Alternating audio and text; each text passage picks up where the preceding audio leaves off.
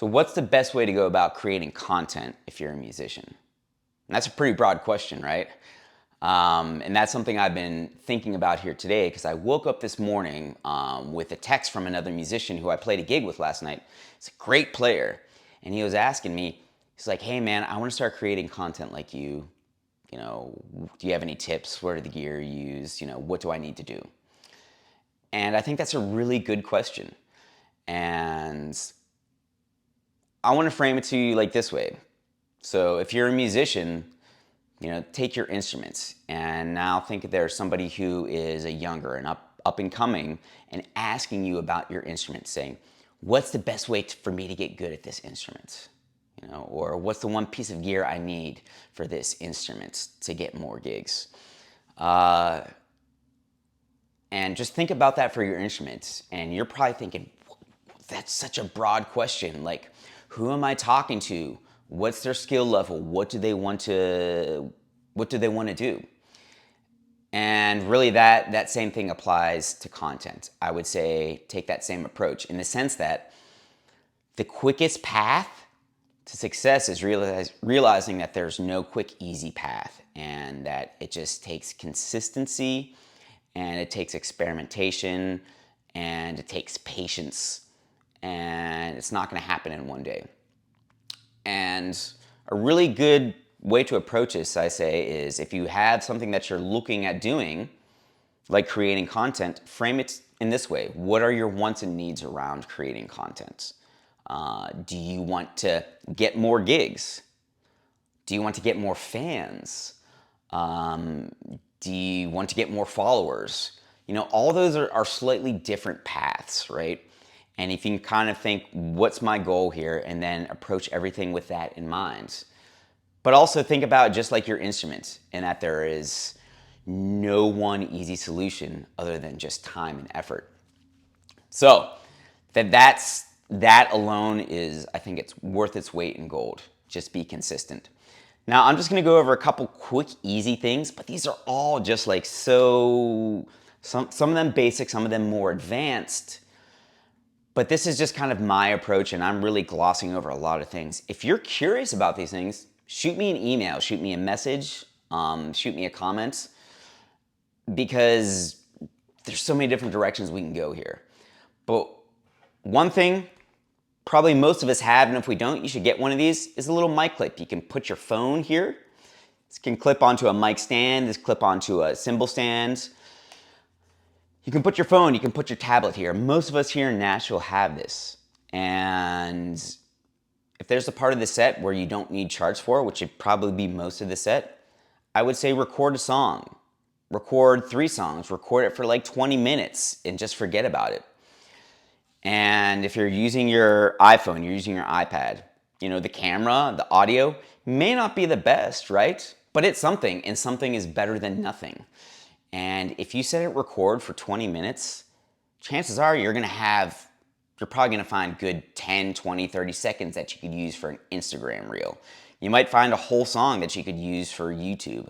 And my advice is don't think too much about it. Just do it. And it may not be great at first, but you'll get the hang of it. But something is always going to be better than nothing. So I always have one of these with me. Now that being said, if there's one piece of gear that I could suggest buying, it would be a GoPro or some kind of mini camera.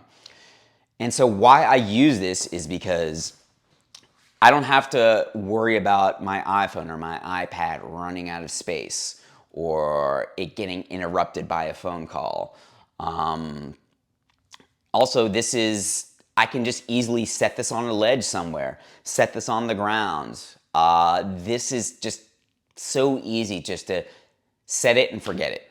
Because our goal is to play music. Our goal is not to be content creators, but if we want, or at least mine is. But if I want to capture some part of my performance, I'll put this somewhere. And if this thing falls off, oh well, I'm still playing the gig, right? And that's what matters. So I would invest in one of these. These cost this is a GoPro Hero 10. I think Hero 11 is the most recent model. These go for like $300, $400 online, but if you look, you can find some good deals. If you're curious about that, let me know. I've gotten I found a way to get these for about $150, which is absolutely worth the price. So one of these is super critical, at least for me in my process. The next thing I have with this is I've gotten this mini tripod, right? And this mini tripod, I can just kind of pop in here, screw in, and I can expand this. So I have a lot more surfaces that I can use this. I can use this as a selfie stick. But what I really like about this is that here's a mic clip. I can clip this guy right into, whoopsies. And this is why you got to screw it in. And I just didn't screw it in just for time's sake. But so I clip this in to a mic clip, and this is just a standard Shure 57 or 58 clip. And then boom, all right? So if I have a boom mic, I can just use this to create a bunch of different angles. And I have just a bunch of mic stands at my disposal at any gig.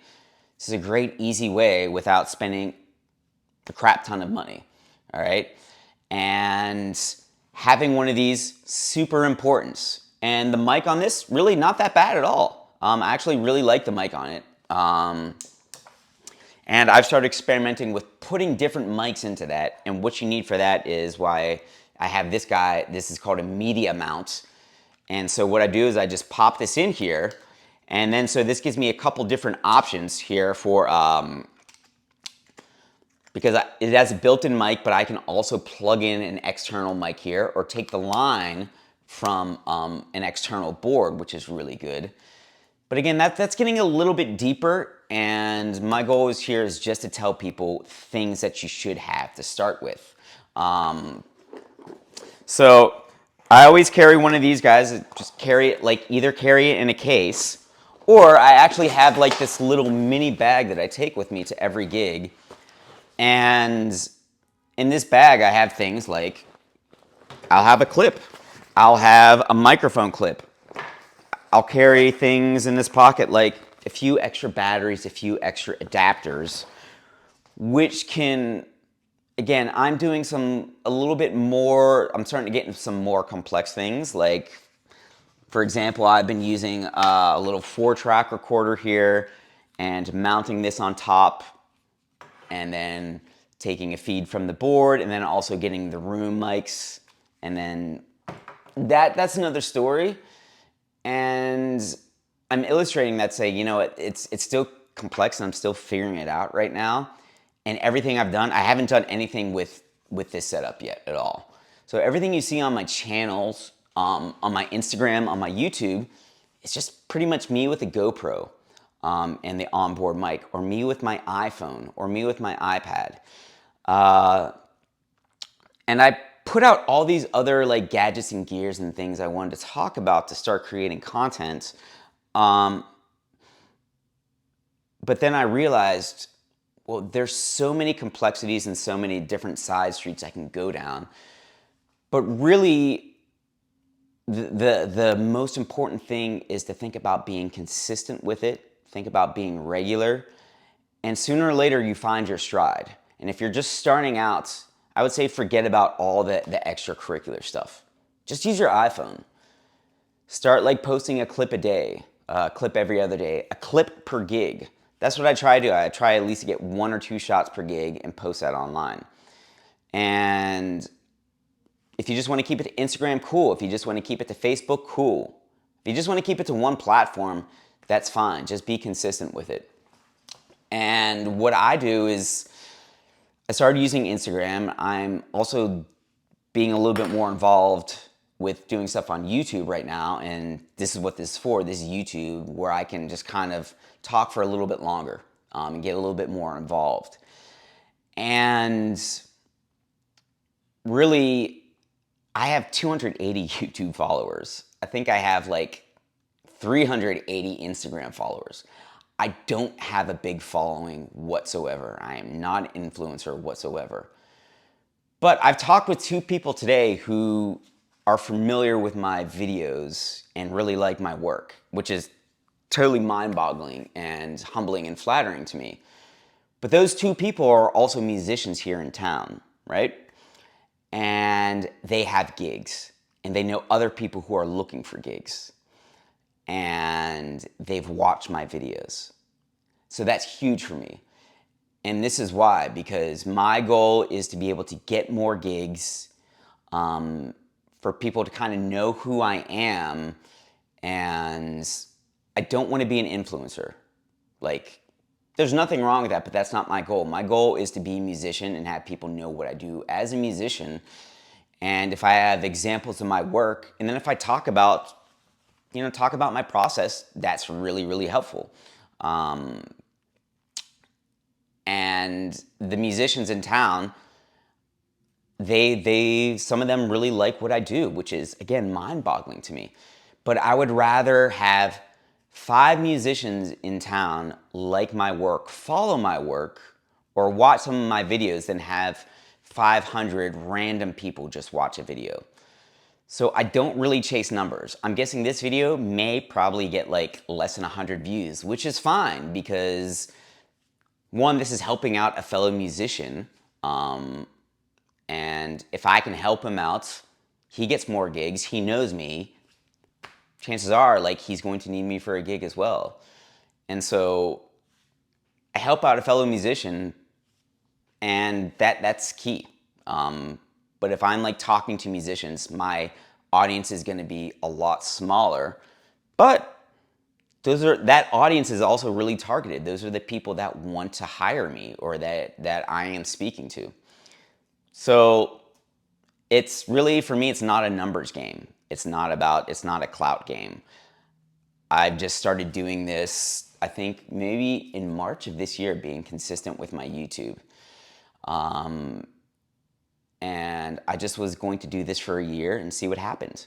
And I'm about 5 months in right now, and it hasn't been an explosion, right? I think I started off with like 60 followers, and so I've gotten about 200 followers in 5 months. It's a grind, and sometimes I put out a video that I think people are gonna watch and no one watches it, and that's okay. Sometimes I do a throwaway video and like 20,000 people watch it. I literally did a video about drum tuning, which I was just doing a quick down and dirty, easy, like, oh, here's something I do. I had a jolt of inspiration. I shot a 3-minute video 5 minutes before I left for a concert. And a couple months later, it has like 25,000 views. And then something I'll spend all week on making a video and editing it up and like making sure the audio is clean and like making a thumbnail for it. It'll get like 15 views. And all that's okay. Is like, I just have no idea what's going to happen. And I've accepted that, okay, I can't control what is necessarily going to catch on, what isn't. I've started to get a feel for like things I can tag in a video or a headline, or if I create a thumbnail in Canva, that might, be able to steer more traffic towards my channel. But really, all of that is like, those are things I find out along the way. And if you want to create content, again, I'll go back to the same thing I was saying, is that it's consistency. Just being consistent, being patient with it, that's really key to it. And then you'll figure it out along the way. You'll figure out, okay, this is what worked for me. This doesn't work for me. And maybe the direction you have in mind will totally shift. But if you just like get on with it, yeah, I would say that's key. Just like get your foot out the door. So again, no tagline here. I'm not sure if anyone's even watched this far in, but no tagline. Still working on it. I'm not a brand. I'm just a dude making some videos. If you like what I'm doing, please comment, like, subscribe, follow, all those things. It helps me out. Obviously, I'm not making money off of this, but I'm just really trying to expand my reach, talk to other musicians. Thanks for watching. Good luck creating content out there.